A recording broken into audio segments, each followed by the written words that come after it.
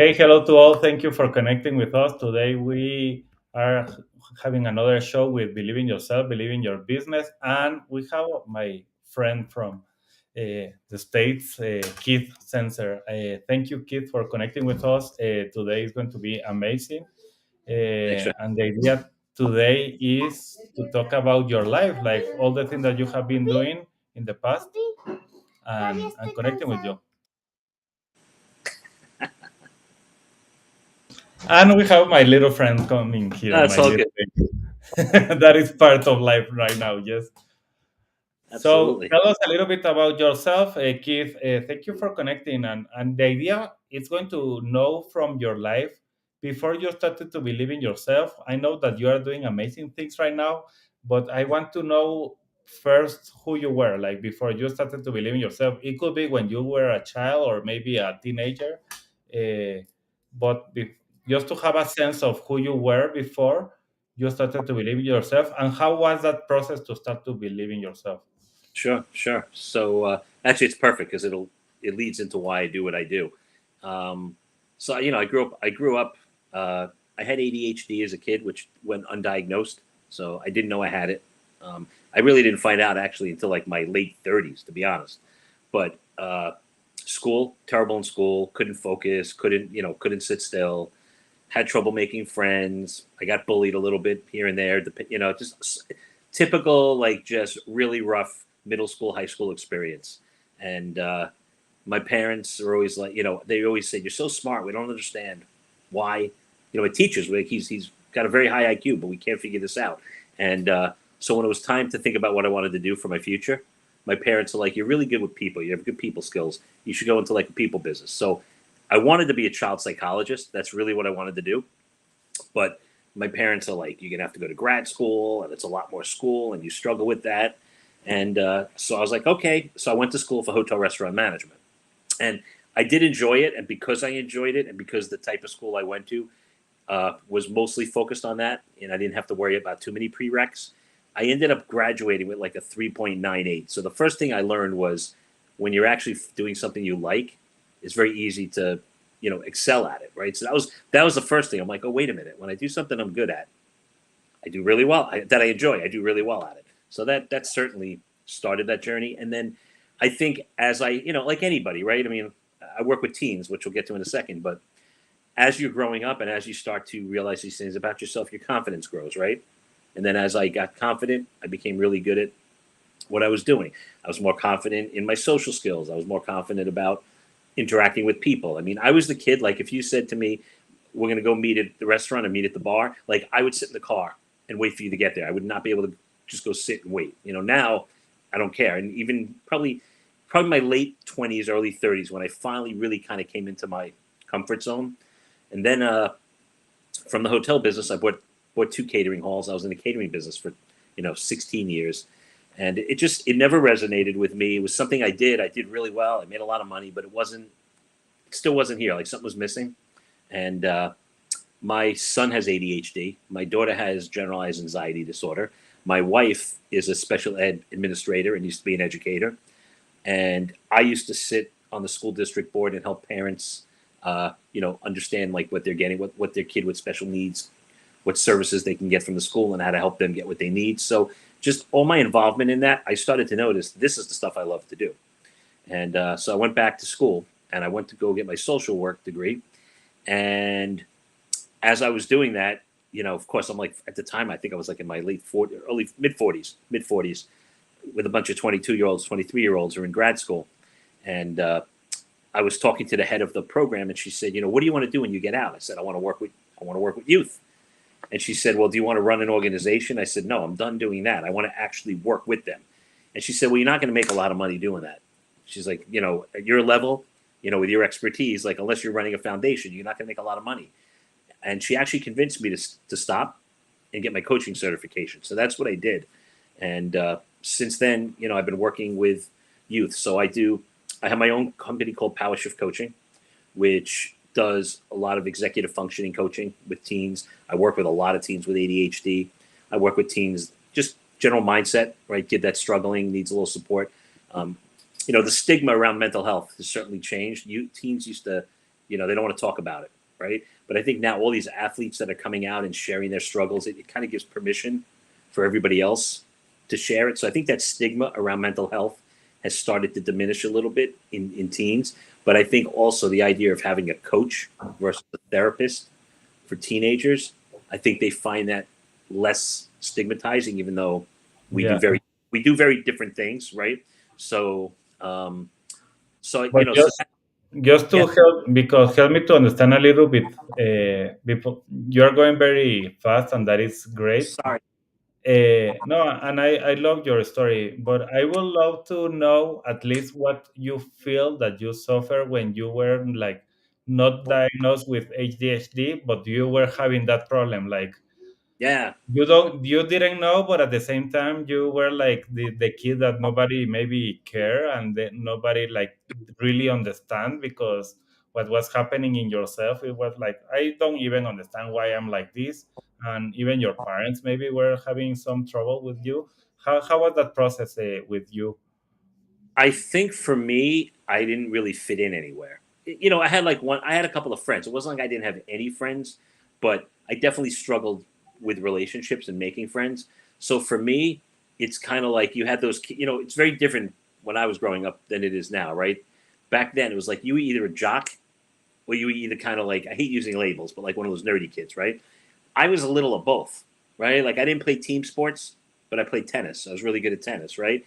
And then, but I played Dungeons and Dragons, so I was kind of little of both, and I never really had like a group that I fit in with. It was either I was this way or I was this way. So I never really found my tribe. I always kind of struggled, and I did have, to this day I still have my best friend from second grade, but really that's all I speak to from high school and middle school. I really don't have that many friends from back then, and that's because I never really was able to fit in. John was like the only person I could really connect with. So for me, I definitely felt isolated, which I think added to my feeling insecure. Feeling like something was wrong, like maybe I'm not smart, like my grades, maybe I'm not smart, even though the teachers, when you're 13 years old, 14, 15, they could tell you all day long what your IQ is. It doesn't mean anything to you if you feel stupid and you can't pass tests, so you're getting 70s on everything. I mean, I literally graduated high school with a 72 average. It wasn't until I got to college that I realized my potential. Did that answer your question? Yes, yes, because now I start to understand more why you are doing what you are doing, because you were feeling like that, and all the things that were happening inside of you is going to be like now why you can connect with youth and you have this passion about them. It's because you were feeling like that all the time. That's huge. And how was really the process in yourself to start to see like, okay, maybe I have to treat myself, I have to work in myself. Did you do it like only inside of you, or how was that process to start to see like, okay, I am somebody in this world, I am going to do something here? How? Yeah. So, like I said, when I got to college and I started doing work that I actually enjoyed, that I was interested in, I started doing well. And because of that, my confidence started to build. And I think at that point I realized, okay, you know what? Like when I'm doing things I love, I'm going to do okay, right? But I also at that point started to really get into like self development. So I mean, I read like all the Tony Robbins books, like even when I was younger. I was always reading self development stuff. I was always like before podcasts, there used to be some radio shows, that talked about like personal growth. So I've always been interested in personal growth, and like to this day, I always have two books I'm reading at the same time. It's either something I enjoy, fiction or a biography or something, and some type of personal growth book. Like I mean, if I could tell you hundreds of books that I've read all through the years. So I think that was part of my journey too. Just I was always in that place of like, what can I learn about the human experience? How can this teach me about me? And then when I got a little older, probably in my late 30s, I did like a really intense personal development course, like a 4 or 5 day course that ended up being like a year-long program. So I really did a deep dive into my own psyche and like why I tick and how I tick, and it dealt with a lot of I don't want to say trauma because I don't think I had trauma going around. I had pretty good upbringing, but I dealt with a lot of those insecurities came back, and I was able to deal with them as an adult. And sometimes when you can attach a current behavior to a past experience that actually sometimes helps heal that behavior because you can realize it and you're able to change it. So I've kind of been doing that my whole life since my like mid 20s, Oh, and well. good therapy. Yeah, but and what do you feel that was the thing that was really helping you to start to step out in your genius thing? Because even when you were saying like, okay, I started to learn coaching because this person was telling me you don't have to do anything with the youth. They are going to not really give you the money that you need to improve in your life. Can you hear me?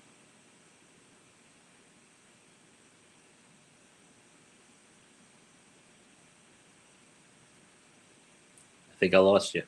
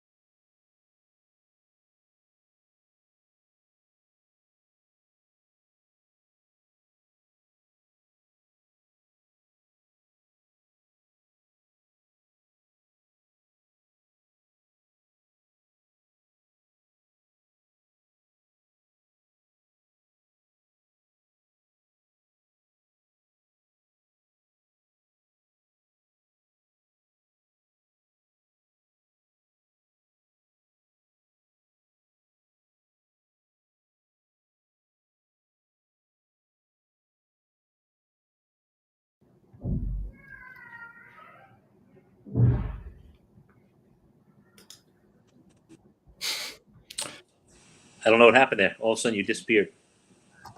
No, I lose internet here. So we continue being live. Sorry about that, everybody, but we had an issue and I am connected with my cell phone now. There is no internet here in the area. So, uh, but let's continue. Sorry Sure. about that. No problem. Do you want me to finish answering your question? I even forgot about that because I was like deleting everything and like trying to have this here back. Well, I think you were trying to ask me like kind of what inspired me to do this, right? Yeah.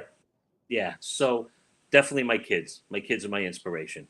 I mean, definitely my experience, but I think what So I always try to be careful how I say this because I don't want to brag about my kids. I mean, they're great, but my daughter with her generalized anxiety disorder, my son with his ADHD, you know, we've been able to raise them where they don't, these labels don't mean anything. It's just something they have and they've embraced it. And you know my son carries his ADHD around like a badge of courage. My daughter's managed her anxiety and has is incredibly successful as a result of just her determination to not allow that to impact her. And I definitely, I like to say me and my wife would get some credit for that, right? So just seeing that, but also seeing them struggle and understanding what they went through, and then knowing my own struggle. When I went for my coaching certification and I knew I wanted to be a child psychologist, I'm like, I want to work with youth. Like, I can do this. I understand the struggle. I've been there. I've lived it with my kids. I'm educated in it because of my wife and all of her education and involvement in the field of special education, and just working with being in the education field. So they're really my inspiration, and that's why I decided this is what I want to do for the rest of my life. And truth be told, I mean, I know it's a cliche, right? You say if you love what you do, you don't work a day in your life. I really do. Like, I never ever wake up, or I never go to bed thinking, "Oh, I got to work tomorrow." Like, I truly love what I do, and the best thing is I can do this for as long as I want. I can these skills. It's not like even when I'm a little older, right? That's a little older. Even when I'm a little older, I still have the skills and I can still teach this. I don't need to. It's not something that I think sometimes the older you are, the wiser you are, right? And quick question in regards of what you are doing now. Tell us a little bit more how you are working with youth. What are the things that you are looking at? How you are helping them? Why you think that they need help? Uh, and how you see, because there is a lot of issues that they are like arising now, and especially after this pandemic that was affecting like everyone, like you need to stay at home and you don't want to be, or those things that are happening in the minds of all the teenagers. How do you see them, and how you see that they can be helped also? Yeah. Well, I'll start with the issue, the concern. So, I mean, COVID, of course, is one for sure that had a tremendous impact on our youth in so many ways. I mean, just the isolation piece, the lack of connection to others. Even just the fact that missing out on things, missing out on high school graduations, or missing out on your first year of college. Like what the college experience is supposed to be like. So, I think COVID alone is one. The other issue is, at least in this country, right, the amount of pressure that these kids feel they need to be at a certain level, to get into college or to get into the best schools, or like there's this mindset of I have to go here, I have to go here. If I don't get into school, I'm not going to be successful, right? So there's that constant pressure they put on themselves to work hard, and listen. There's nothing wrong with striving to be your best, but you got to be happy too, right? I mean, I remember as a kid, I came home from school, I did some homework, and I went out and played ball. Like, I don't remember studying till 11, 12 o'clock at night like my kids have done sometimes. So, I mean, that has definitely changed. And that level of competition and intensity definitely can impact mental health, right? And, of course, it goes right back to self-esteem, right? Because that kid that's not the A student, a lot of schools, like the top, depending where you live, in the really better off neighborhoods, let's say, you've got kids, 70% of the schools operating in the top, in 90s or above. That's really hard for that other 30% to keep up. So there's a lot there. And then the worst of all is, I think, just social media, right? I mean, there's certainly benefits of social media, right? Connection and being able to share information and whatnot, but also the information, right? What these kids see, and that whole fear of missing out, and, especially Instagram and Snapchat and TikTok, right? Like, I think sometimes they don't understand that they see all this happy stuff. That's, you only see one side of it, right? That's not real life. But there's that jealousy piece. I want that, right? And they start comparing themselves. And if they don't have what that other person has, then they think something's wrong. So all of this stuff ties back to their self-worth and their self-esteem. And so what I do is I work with, through some of the programs I do, on really just mindset, teaching kindness, teaching empathy, and teaching them emotional intelligence. How to embrace who they are, how to accept themselves. The idea of, hey, you know what? You need to accept yourself if you want others to accept you. If you're looking for validation from everybody else, but you're not self-validating, that's not real validation. It might seem like it, but down the road, it's not gonna. You're always gonna feel that way, right? So I do. I'll be honest with you. My private practice, I do a lot of workshops, but I also run a non-for-profit called the Sofia Valsamos Foundation, and I've basically taken all of my programs and I push them to the non-for-profit, because those can be delivered for free, through donations from anybody that wants to fund our foundation. And so we have one program called Shift, which is a 6-week workshop that focuses on self-awareness, the power of words, your internal, your external dialogue, uh, being in flow versus being in resistance, change, why we don't change, learning not to make assumptions and how to think things through and ask questions for clarity, and then taking personal responsibility. So that's one of our bigger programs. And the other program we do is I do a youth mastermind group. It's a 10-month program. We meet twice a month for about an hour and a half. And it's everything from what I just went over in Shift, but to social media, college readiness, study habits, note-taking skills, I'll bring in a breathing expert one day. There's 4 or 5 sessions where we'll just talk about what do you want to talk about. Like I'm sure, like I have one coming up. I'm sure they're going to want to talk about what's going on in Ukraine, right? How it's impacting them and what can they do, right? So that could be a whole session right there.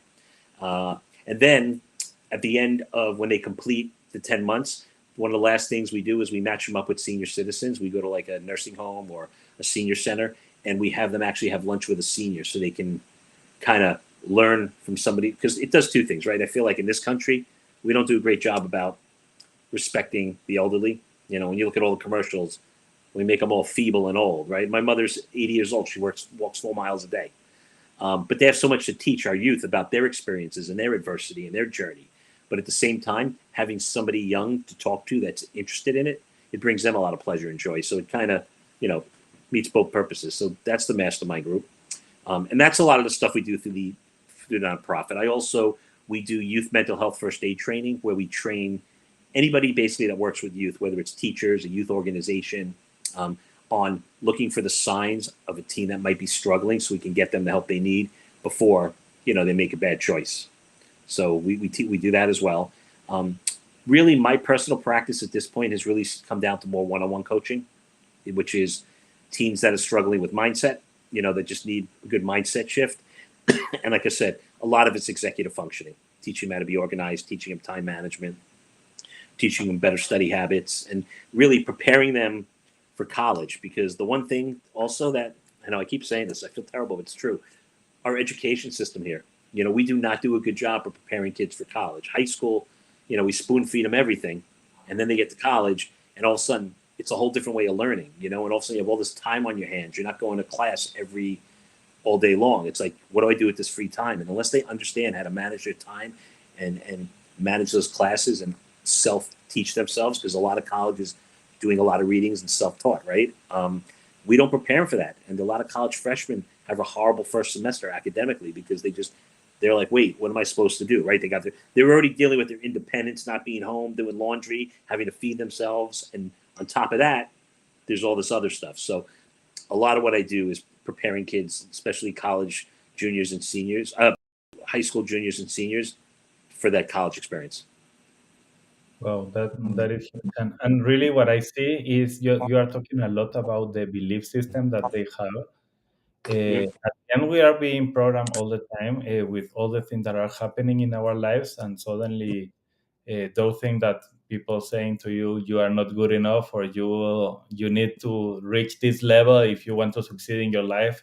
So I see the value of what you are doing. And even right now that I have two little kids, you saw one of them coming a few minutes ago.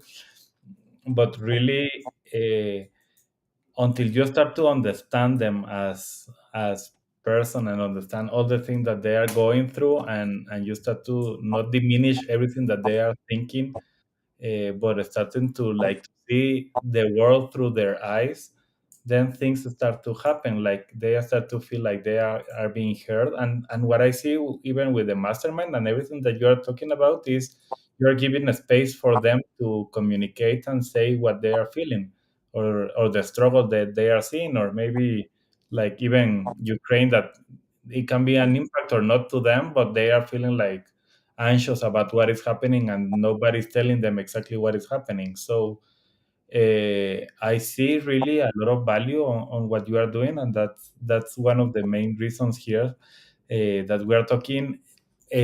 Tell me, in your experience, at least some example that you had, how you saw the shifts. Maybe a couple of examples, not saying the name of the person, but Sure. how the youth that you started to see, like, okay, this person came with these issues, and by working with them and only understanding them, or only listening to their voices, all these things started to happen in them, and they started to become a different person. How was that process? Sure. So, listen, it happens a lot. I think you actually brought up a good point, which ties into to answering that question about listening to our kids, right? A lot of times as parents, right, it's how we're raised, right? We only know what we know. We tend to talk at our kids instead of to our kids.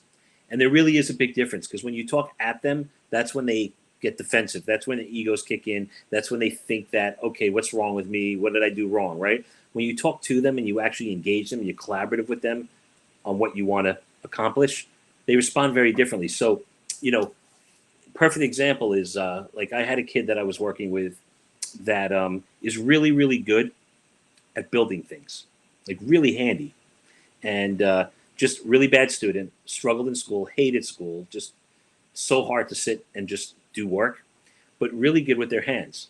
And they had been working part time for like a furniture company, just helping in the back and refinishing and touching and whatnot.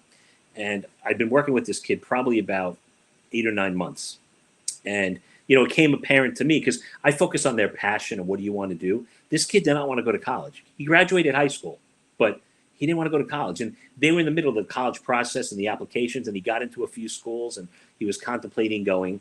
And like, through our conversation, he was like, I don't want to go to college. Like, I can't handle it. I want to work. I'm better with working. I'm better in that environment. I'm going to struggle socially. So there's that piece that we had to deal with, like his mindset and his belief, like you were saying. But, I had that kid go have a conversation with his mom about like following his passion and what he wants to do. And of course, I always talk to the parents and give them a heads up. Your son's going to come talk to you. I need you to be open to what they're saying and really listen to them because they're speaking from the heart. And this mother and father were like, "Yep, okay, we understand that." And he decided he was going to take a year, take like a gap year, not go to school, and try his hand at doing this. He ended up opening up a furniture restoration company at like 19 and is now making like a ton of money doing what he loves. He's not going to go back to school, but it wasn't for him. But he's actually making a really good living as a successful business, all because he's doing what he loves as opposed to doing what he thinks he's supposed to do because that's what society or what it's the norm, right? But it's really not the norm. Every kid's norm is their own norm.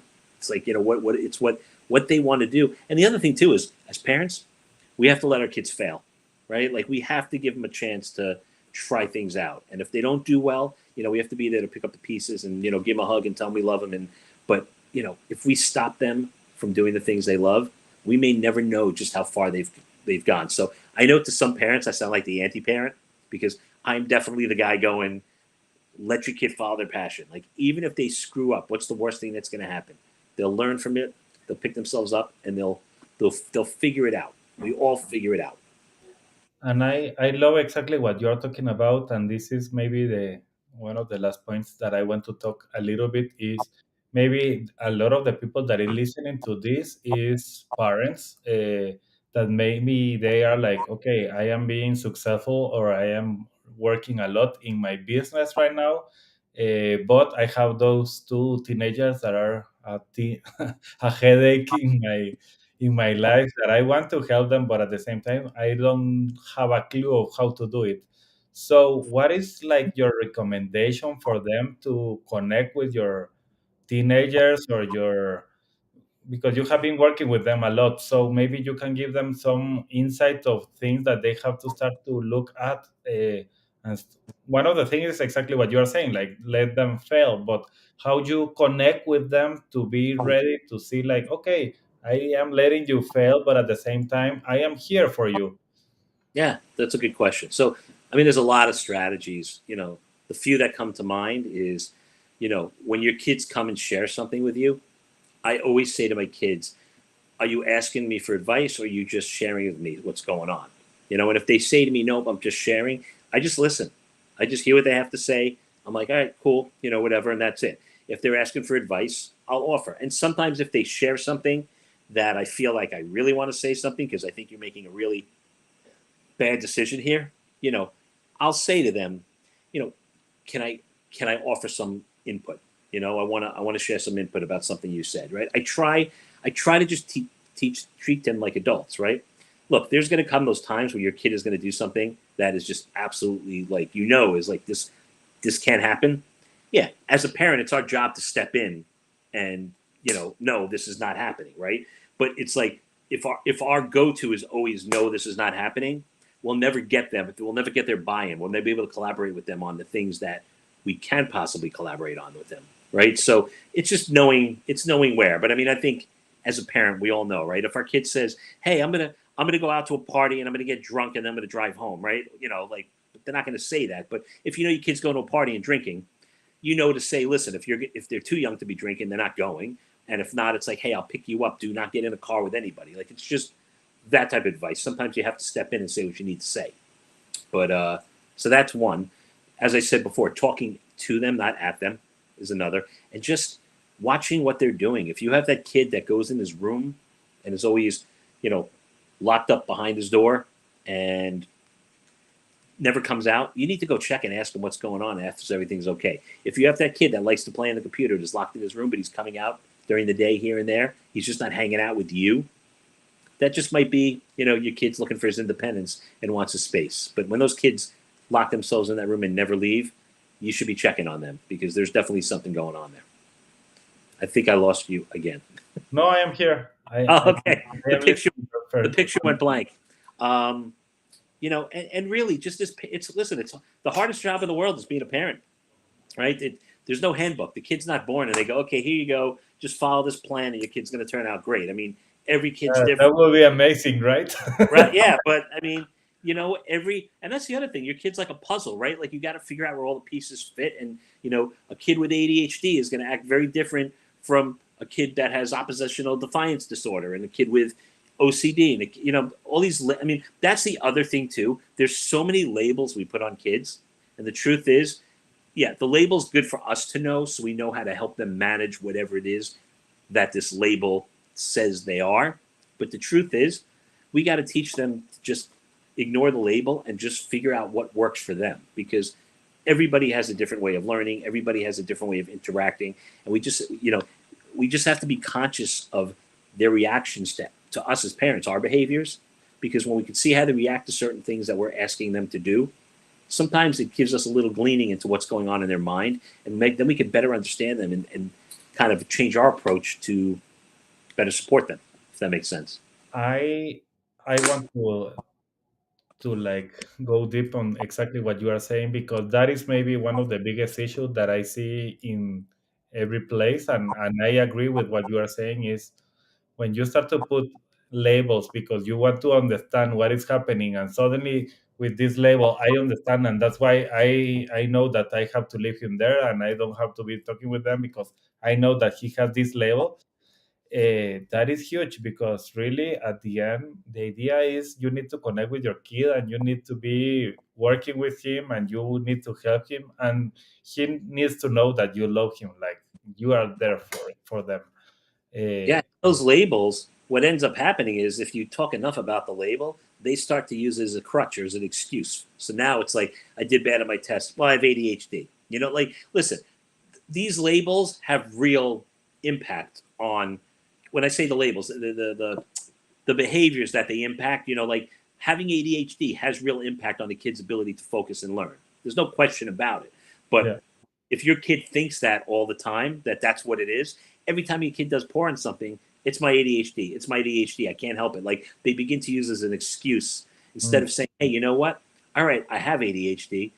I'm gonna battle this. I'm gonna figure out how to work through it and make it work for me instead of letting it define who I am. Like that's really what it comes down to. Wow, no, I love it, Keith, because that's, I believe we went to the point where we are really talking exactly what we need, and we have somebody saying, I like this, very good conversation, and it's exactly what we need to do. Stop putting labels. That is something that we are very used to in our social environment right now. Like everything is about the labels. Okay, who is the engineer, who is the master, who is the doctor, who is the what, and you are like all the things that you are supposed to be, and that is exactly what is affecting us and affecting the connection that we are having with ourselves and with our kids. So that is powerful, Keith. Thank you for that. Yeah. We just gotta, we gotta just, if we can all just be kinder to each other, more empathetic to each other, and just respect each other's differences. And as parents, listen to what our kids want, and let them do the things that work towards their strengths. And if that means they're not going to go to college, or they're going to go to a trade school, or they're going to go to a different type of college because that's what they need to support their passion. If they're doing what they love, they're going to be successful no matter what. It doesn't matter what they do, where they go, as long as it's what they want to do. And that's, I think, the important piece is like listening to your kid. Because listen, my parents were great people. I mean, my mother's still alive, but um, they raised me well with great values. It wasn't their fault that they did. They worried about me, you know. They so do this, do this, do this. But I wonder to this day if I would have just went for it and studied child psychology, would I be a child psychologist right now? Would I have written 10 books on psychology from all my education experience for 30 years? I don't know, but you know what? It doesn't matter. I'm here now, and maybe that needed to happen to get me here. So Awesome, Keith. So I was going to ask you like one final thing that you will want to say to everybody that is here. Not sure if you have another thing because this part only by saying like stop putting labels to your kids, even if the psychologist and other people is telling you, okay, this is exactly the behavior that your kid is going through or your teenager. But if you have something else that you would like to say, like, okay, I need you to understand this about your kid or your teenager right now, and that is going to help you to really connect with them, what is it? well, two things. If it's regarding teenagers and kids, right, and parents, I mean, really, it's just listen to your kids. Give them the space that they are. They're smarter and wiser and more capable than we probably think. We worry about them, but we have to listen to them because they do have feelings and they do see things. And they do see things through a different lens, and many times the lens that they see things through, it's not clouded like ours from all of our life experiences that change our beliefs about things. Like, they have less of that cloudiness. Sometimes they actually see things clearer than we do, and we can learn a lot from them. So it's just giving them the grace and the space to be able to say what they have to say. We don't have to always agree, and we don't always have to give them what they want, but not always treating them as kids. And sometimes, like, understanding, even a 7-year-old, they have something to say. It's important to listen. Don't just, because look, you only have one chance with these kids, right? 18 years goes really fast, right? Every opportunity you have with your kid is an opportunity to teach them something. And, if you're too busy on your phone, or you're too busy at work, or you're too busy doing things that serve you, when your kid's asking you for something, like, they will remember that. It's going to change their dynamic with you over the years. It's so important to just remember, like, we've been given these kids are like precious. We've been given this gift. We have to take whatever we have and be there for them however we need to be there for them. But we also have to hear them. Awesome, Keith. This was amazing, and really, anybody, if you want to connect with Keith, you can connect with me, and I can refer to Keith directly, or you have he's in the social media, he's in LinkedIn, principally, I believe. So, anything else that you want to say about how they can connect with you? Sure, you can. My website is shiftyourpower.com. My non for profit is tsvf.org, the Sofia Valsamos Foundation. And my email is keith at shiftyourpower.com. Look, I'm always and if anybody's listening to this, works with youth or has an organization that does, definitely reach out to our non for profit because we have tons of programming. Everything is, offered at no charge, because through funding from our donors, and it's good programming, and we make impact. And like I would just leave you with, like, just like I said it before, just be kind, be empathetic, and just understand that mental health, right? I know we're not necessarily talking about mental health, but we all struggle, right? Physical disability you can see. You can't see a mental health disability. You can't see ADHD. You can't see autism. You can't see depression. You can't see stress.